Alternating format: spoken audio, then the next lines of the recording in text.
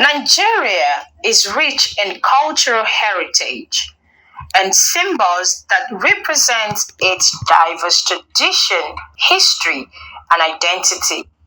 Some iconic symbols in Nigeria includes the Nigerian flag, the Nigerian coat of arms, the national anthem and pledge, the naira, and a lot more. But today, what we're looking at in Nigeria is disregard to national symbols a crime. Today, I have a distinguished gentleman here who will be doing justice to this topic. He is no other person than the former Chief Justice of Anambra State and the presidential aspirant for ABGA. Okay, Professor. Yeah.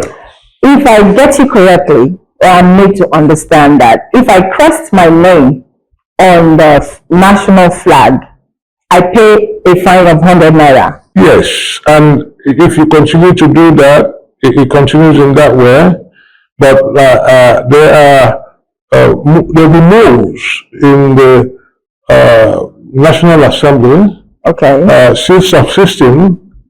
The historical significance of the Nigerian coat of arms and how has it evolved over the years? Well, the coat of arms of Nigeria, like the flag, you can take blame for many things. You can take blame for the variant. The color green means, productivity, Okay. rejuvenation, Okay. plenty, Okay. especially plenty. When we talk about agriculture, don't forget that Nigeria started as an agricultural country. Okay. The oil was there at the background. And when it was found, of course, it devastated our agriculture, our fishing, and all that, unfortunately. And they could have gone hand in hand. So that was the idea. And then if you look at the white is talking about peace.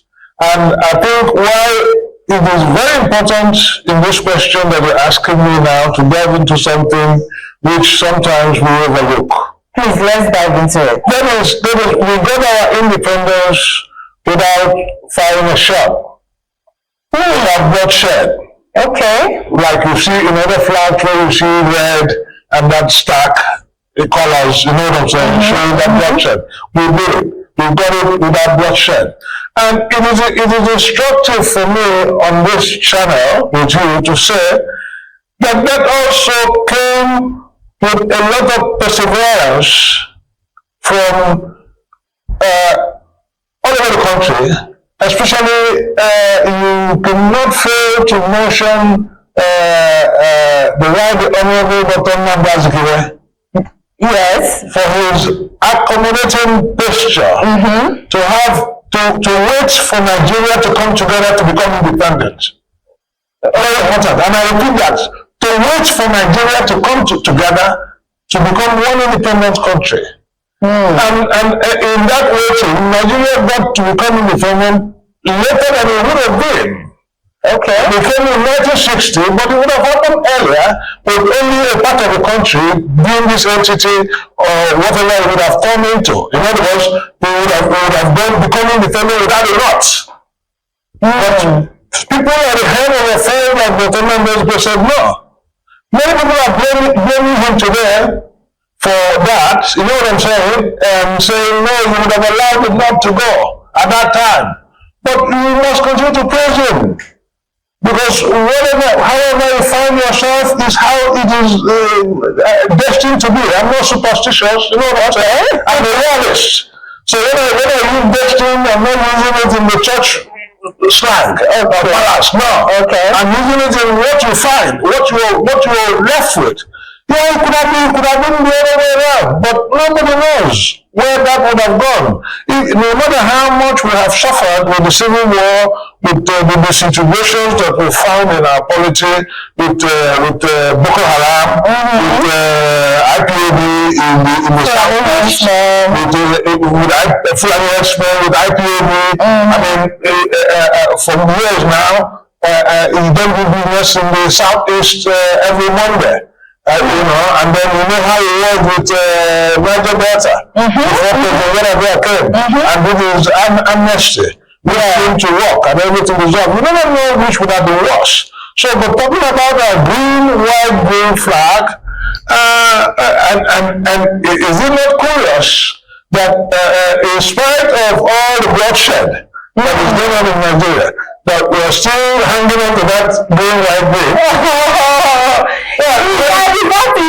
This thing just said now, it's what we're actually using to bamboozle us in this country. That Nigerians, we are strong. Despite all the hardship, we're still together. No, but I don't want to believe that because we have this kind of thing in us, and then we're not using it, because it seems like we're actually using it against ourselves. Me, as a young Nigeria, I feel that people are taking advantage of us because we have this mentality of Nigerians, we are strong. I agree that we are super strong, but when we now have to endure a lot, when we now have to endure instead of enjoying a lot, now it now makes some of us feel like we are being taken advantage of. Yes, if you, because people who are still in power of people of your age, my age is not in power. We don't make any decisions. So if we look at it from that angle, I feel bad right now. I'm being taken advantage of. Well, quickly, let me tell you, you are not debarred from contesting because the Constitution allows young people to run for the highest office in the land down the line. You understand me? Yeah, but then I get what you are saying to relate to your question as to why we have the colors on our flag. And I've explained to you, then I put in the last thing I said, that in spite of all the travails the country has faced, with all the bloodshed, the white is still there, unsullied. Whether you like it or not, or we hope it will remain unsullied. That is where you are coming in, not just about group thinking or what the teenagers are thinking or what the younger ones are thinking, but in reality, what are we going to do with the whites? The pure white of the flag. That is there. In the light of all the bloodshed, all the unnecessary bloodshed that has gone on. Aside that, our agriculture, more production of that, especially coming from the north, all over the country, everywhere. Because it's not just the north. I said this a lot during my debates. You know what I'm saying? You cannot have a place where people are not allowed to go to the farm because of a herdsman farmers clash, and then you still have the boom there. So I agree with you. The colors of our national flag may not have stood the test of time. So we can as well ask for a change. Very well, or live up to the flag. if we are optimistic, like, okay, let us forget about it. Live up to it. That is another option. Okay, so moving forward, now, under the national symbol, you have the flag, you have the national anthem and pledge, you have the Naira. Let's talk about Naira. Now, last year, a lot of things trended with the spraying of Naira in parties, especially with the Bobrisky's case, the cross-dresser that was arrested by EFCC for spraying money at a party. Now, a lot of people believe or think that somehow it's cultural, traditional to spray money in a party. And then some are of the opinion that it defaces the naira or devalues it. And then some think that it's not a crime to do that, and others think that it's a crime. Now, like I will say, being who you are, as someone who's been in the law industry for almost 40 years plus, is spraying of money in a party a crime in Nigeria? Answer is no. Why? What is a crime is defacing the naira. And that comes in, that is why I chose to say the answer is no. Okay. But then the crime is defacing the naira. And that brings into mind how you get about the spraying of the money.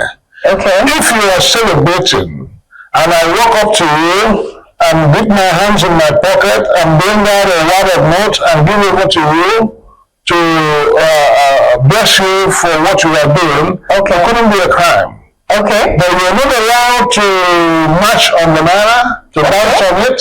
Okay. And then, of course, you know that in Nigeria, I don't know where else they would have gotten that. They have money shooters now. You put it in and then it's easy and it's flying. Money gone.